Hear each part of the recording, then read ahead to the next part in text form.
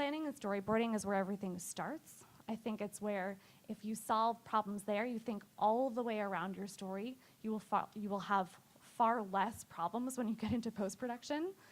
Spatial awareness is a technique that you might want to talk to theater directors. They have a good sense of this, especially immersive theater directors, dancers that are constantly using space. Architects have a great sense of spatial awareness. So work with them, collaborate with them. They're just living in that medium all the time. Game designers especially as well. If you can make that kind of mental switch, that's where your brain wants to start to think about how you're blocking and telling your story.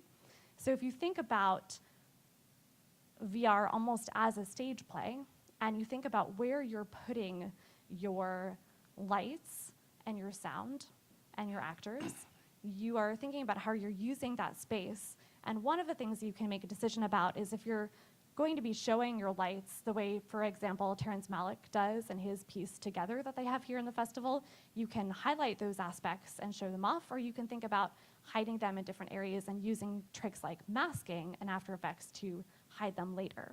You don't want points of interest to all be in a straight line, because then people don't explore. They don't see the environment around them. They just sort of look in one direction the entire time, and half the time they'll ask you, why did you strap a video monitor to their face? Because they don't even know it moves.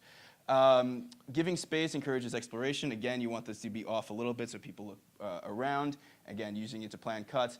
And then anticipate some rebellion. Some people will be fascinated by that potted plant in the corner, and they will stare at it the entire time. But, you know, they're seeing a different story, and maybe there's some reward for that. All right, and Kiira's going to talk to us a little bit more about Beyond the Frame. Taking you beyond the frame. So we're so used to framing these, making these beautiful compositions for the frame, building what we can into this artistic, using different depths of field, this artistic composition. And now we want to encourage the viewer to look beyond that traditional frame. So there's a couple ways that we can do that. We can do that with indicators. There's two types of indicators, active and passive indicators. An active indicator is something like a cue or a trigger that's highlighting very strongly where you want the viewer to look. So for example, I could float a neon blinking sign over Mark's head. We could surround it with some, flashing lights, and it could say something like, "Look here, look at Mark." A passive indicator is another way to guide someone's attention. You could use something, for example, like they did in Lost, where they took a tiny firefly, and that firefly is animated, and it's moving around the sphere. And so it guides their attention just out of what they're used to being, that traditional shape of a frame. So we're going to move on to the idea of defining VR as its own unique medium, distinct from film and distinct from all other mediums. So we're going to start off with some initial thoughts. So one way that we like to sort of frame the idea of how is film and VR different? Well, the easiest way to sort of look at it is as if this film was sort of like a window. It's a frame. You're looking through a frame.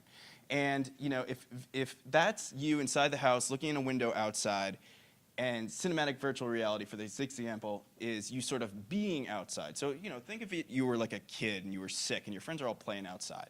What is the difference between you being outside and you being amongst them?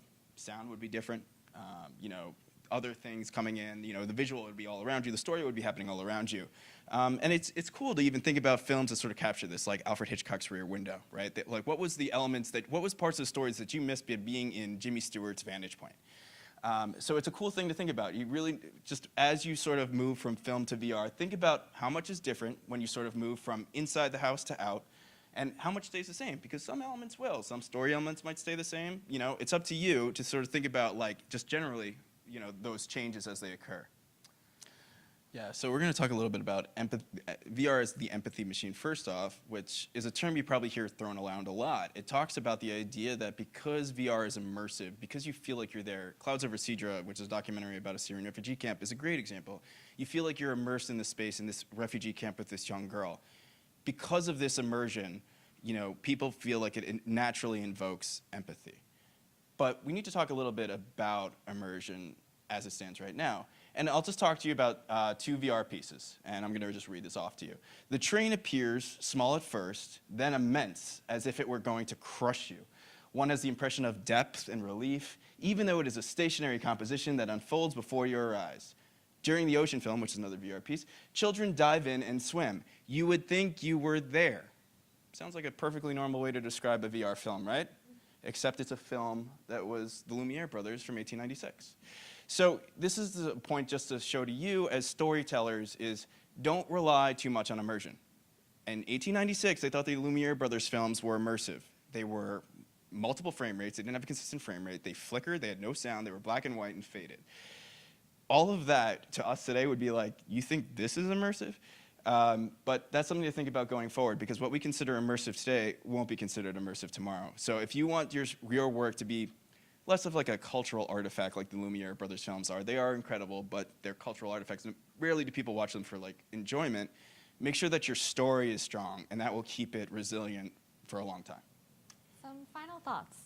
So one thing that we really believe is that there's no rules right now. If anyone tells you there's a rule, you should definitely break it. It's just too early. It's worth experimenting and trying all different types. Different types of shots, different types of movement, different types of stories. We also believe that there are no experts. So if anyone tells you they're an expert, they're wrong.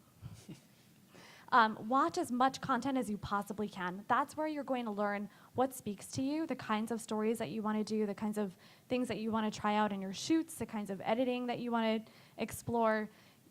It's really helpful to just take in as much content. There's an incredible lineup that's here. There are other demos going on outside of these walls. It's definitely worth just putting every headset on and looking at everything, making no judgment, trying everything. Especially because you can learn just as much from bad stuff as you can from good, because you're like, oh, wow, this is terrible. I'm totally not going to do that. We also think that you learn a lot just by making. You're going to make mistakes, most definitely, and there's no way better to do it than using, a very basic consumer rig and just playing with your friends. Get your friends to, block a scene with you and put it into metal and see what happens. And most importantly is find your allies. I mean, this is a new time right now. People are being very generous, sharing their resources with each other. So find someone who has a camera, find someone who has Adobe Premiere, and install metal. I mean, it's just an exciting, well, now it's integrated, so you don't need to install it, but you can drop the tool down in your menu. It's an exciting time to be playing with each other and helping each other and teaching each other. So if you can't afford to buy a camera rig and you can't afford to buy a gaming laptop, just work with your friends, figure out who your allies are, and tell stories together. Thank you.